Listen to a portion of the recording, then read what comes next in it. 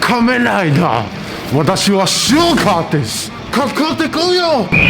ライダー変身。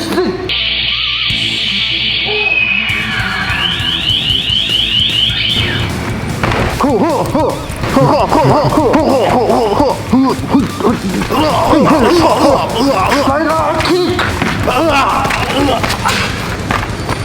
仮面ライダー負けた。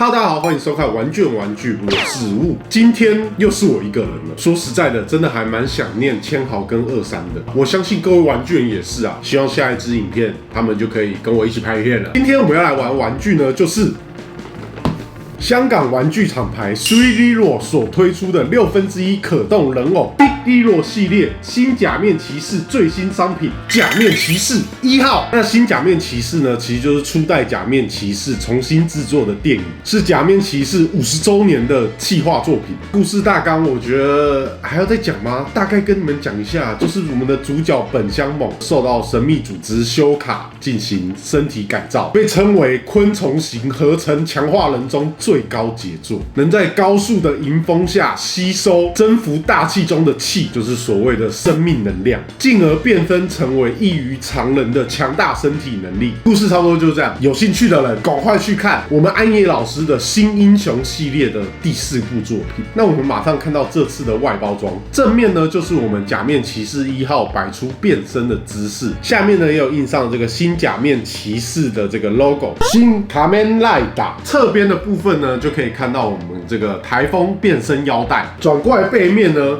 就是我们这个ライダー kick 姿势的这个剧照吧，非常非常的帅气。那在盒子的顶部呢，也可以看到我们这个立花机车俱乐部的标志。包装可以说是非常非常的简单，相信很多玩具人一定会觉得，为什么除了封面之外，我看不到其他玩具本体的照片呢？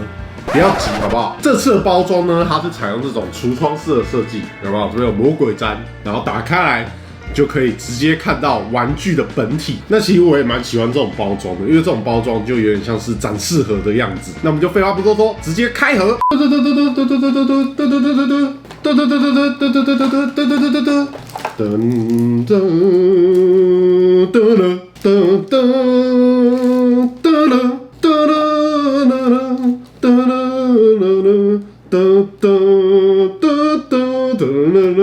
它就是有附上了4副的可换手，摆姿势的手、摆动作的手、跟放松的手，还有骑车的手。那因为这一款呢，其实它还有出1/6比例的摩托车，可以做一个搭配。所以它来附上了这个摩托车的手。那这边呢也有附上这个新假面骑士的这个披风大衣。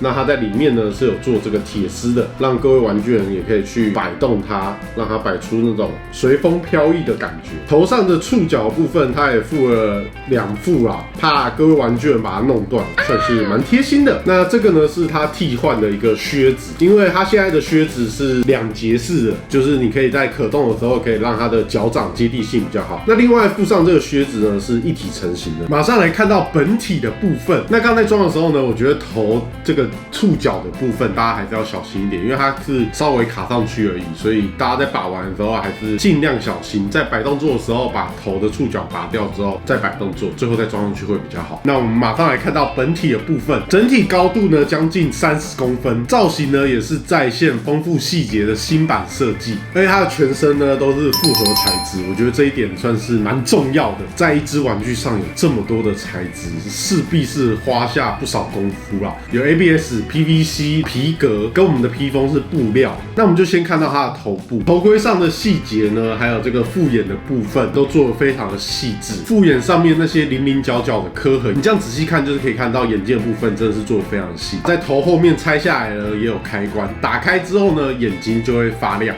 新假面骑士特色露出头发的样子呢，也有把它还原出来。这边呢也是用直毛的方式去制作，展现出它这个头发的真实感。下颚这边呢还做出了可以调节下巴长度的可动设计，不管是在可动跟造型上都有一个很好的展现。因为像有些角度这样摆起来的话，你会感觉头比较小，但是如果你把下颚拉下来的话，整个比例又看起来更漂亮一点。那不管是在角度上啊，或是你在拍摄玩具的时候，我觉得都算是有小小的加分。毕竟拍照的时候下颚线是很重要，像我现在就是没有下颚线。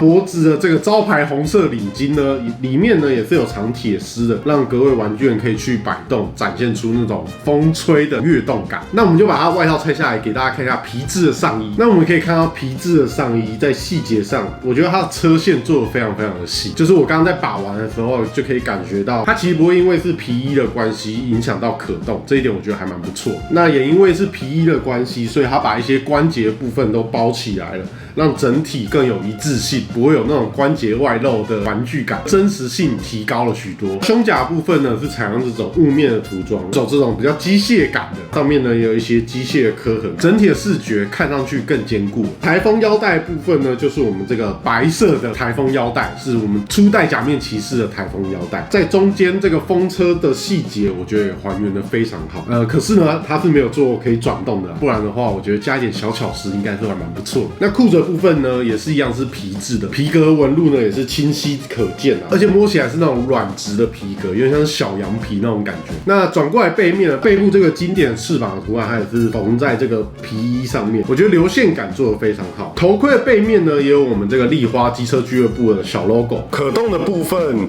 头的可动，左右旋转都是没有问题的，往上仰跟往下压都是可以做到的。肩膀部分可以平举，手臂可以弯曲超过90度，腰部的左右转动，前倾后仰也是没有问题。脚部的可动，抬腿将近90度，弯曲的部分是超过90度。虽然他穿的是皮衣，不过可动方面还是相当的不错。脚掌的部分，左右往前抬、向下压都是没有问题。打火机赖打面，卡面赖打。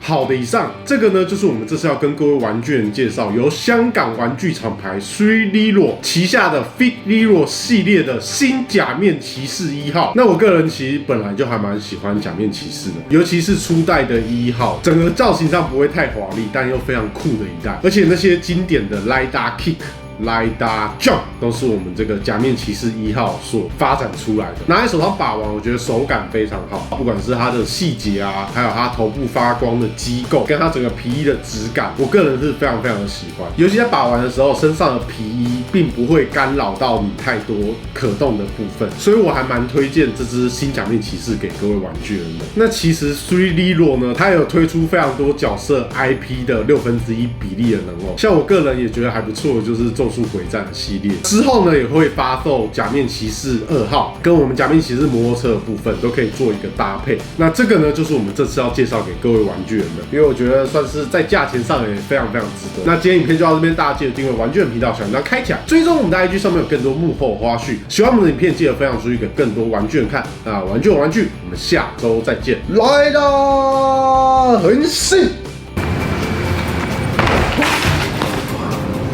呵呵呵，呵呵呵，呵呵呵呵呵，呵呵呵呵，呵呵呵呵，嘿嘿哈哈，嘿嘿嘿哈嘿，啊！